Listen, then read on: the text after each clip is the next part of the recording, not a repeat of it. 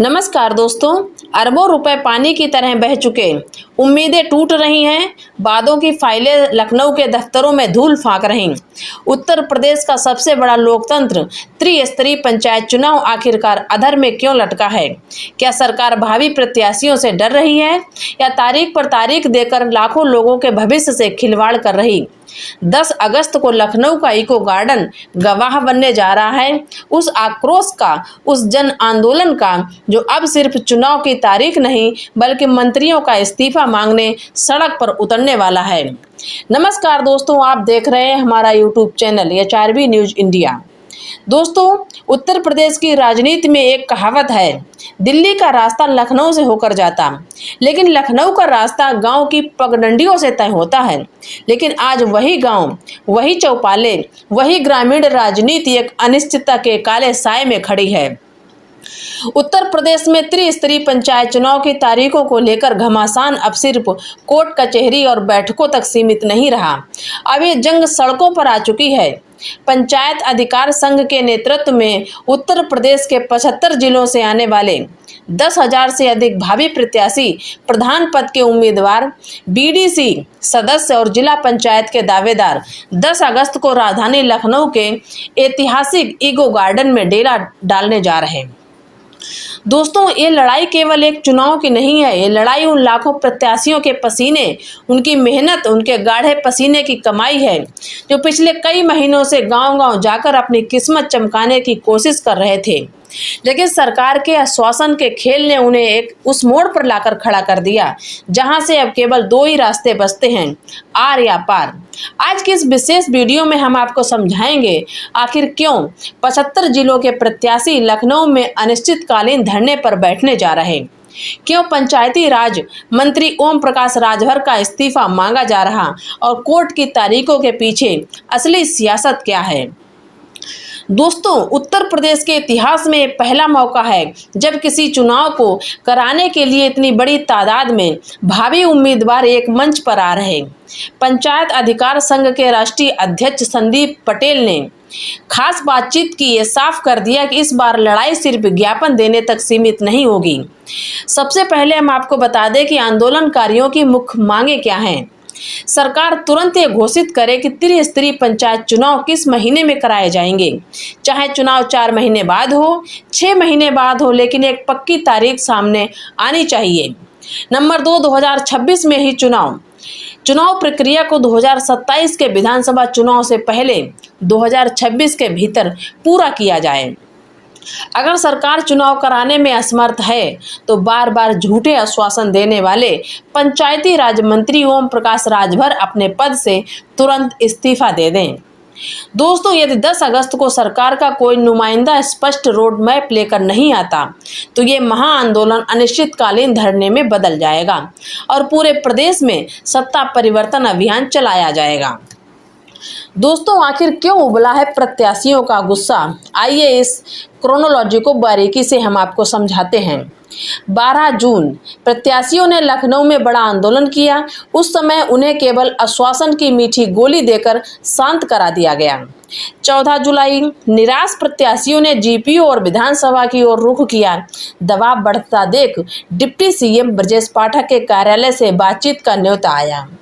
अब आती है 20 जुलाई। संगठन के प्रतिनिधि मंडल जब ब्रजेश पाठक जी के आवास पर पहुंचे तो उन्हें पता चला कि पंचायत चुनाव को लेकर कोई ऐसी मीटिंग का आधिकारिक शेड्यूल तय ही नहीं था। अब आता है दोस्तों 24 जुलाई। अगली बैठक की तारीख दी गई जो कभी हुई ही नहीं थी। ये दिखाता है कि कैसे सिस्टम आम जनता और चुनाव लड़ने वाले उम्मीदवार को गोल मोल घुमा रहा है। प्रत्याशी दिन रात गांव में पसीना बहा रहा और सरकार उन्हें एक दफ्तर से दूसरे दफ्तर का चक्कर कटवा रही। एक आम ग्रामीण चुनाव लड़ने के लिए क्या करता है? बरसों की बचत, जमीन गिरवी रखकर या कर्ज लेकर वो अपने क्षेत्र में विकास और जनसंपर्क का काम शुरू करता है। पिछले 6 से 8 महीने में लगभग 5 से 6 लाख भावी प्रत्याशी मैदान में उतर चुके हैं। अनुमान के मुताबिक प्रचार, जनसंपर्क और सामाजिक कार्यों में अरबों रुपए फूंक दिए। वर्तमान प्रधानों को ही प्रशासक बनाकर सारा पावर दे दिया, जबकि जो नए प्रत्याशी संघर्ष कर रहे हैं उनका बजट और हिम्मत दोनों जवाब दे रही। संविधान का अनुच्छेद 243 साफ कहता है कि पंचायत चुनाव हर 5 साल में कराए जाने चाहिए, अनिवार्य हैं। यदि किसी कारणवश प्रशासक नियुक्त किया जाता है तो 6 महीने के भीतर चुनाव की प्रक्रिया पूरी होनी चाहिए। लेकिन उत्तर प्रदेश में नियम कानून ताक पर रखकर तारीखें आगे खिसकाई जा रही हैं। दोस्तों मामला अब सिर्फ सड़कों पर नहीं बल्कि इलाहाबाद हाई कोर्ट और लखनऊ हाई कोर्ट की चौखट पर भी गरमा रहा है। 4 अगस्त सरकार ने कोर्ट में एक एप्लीकेशन दाखिल की और लखनऊ हाई कोर्ट की याचिकाओं को इलाहाबाद हाई कोर्ट ट्रांसफर करने की मांग की। 6 अगस्त चीफ जस्टिस अरुण भंसाली जी ने वीडियो कॉन्फ्रेंसिंग के जरिए सुनवाई की। 8 अगस्त केस ट्रांसफर का आदेश अपलोड हुआ। अब ओम प्रकाश प्रजापति और अन्य की याचिकाएं एक साथ इलाहाबाद हाई कोर्ट में सुनी जाएंगी।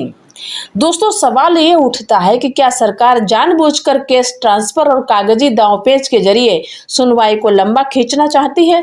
क्या तारीख पे तारीख का यह खेल केवल 26-27 के राजनीतिक नफे नुकसान को देखकर खेला जा रहा? दोस्तों गांव की सरकार ही लोकतंत्र की असली नींव होती है। अगर नींव ही डावाडोल रहेगी तो विकास की इमारत कैसे खड़ी होगी?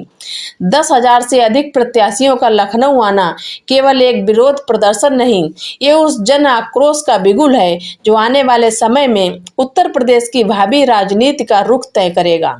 यदि सरकार ने 10 अगस्त को इन प्रत्याशियों की जायज मांगों पर मुहर नहीं लगाई तो यह आंदोलन आने वाले 2027 के विधानसभा चुनाव में सत्ताधारी दल के एक बड़ी चुनौती बन सकता है।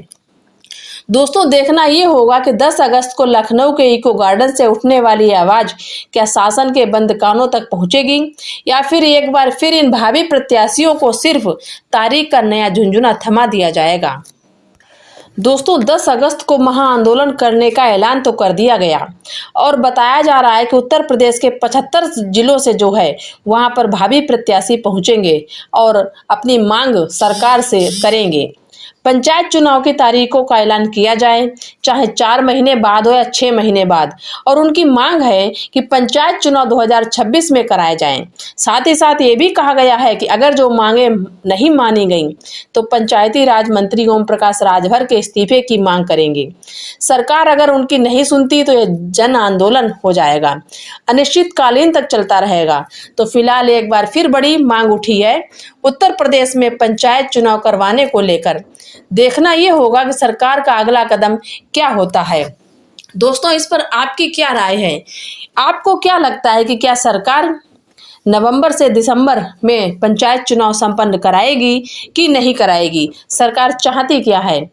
सरकार की मंशा कहीं ये तो नहीं है कि 2027 में पंचायत चुनाव कराए जाएं तो सरकार को इसमें बहुत बड़ा लाभ मिलने वाला है? आप अपनी राय कमेंट बॉक्स में जरूर लिखें। जय हिंद, जय भारत।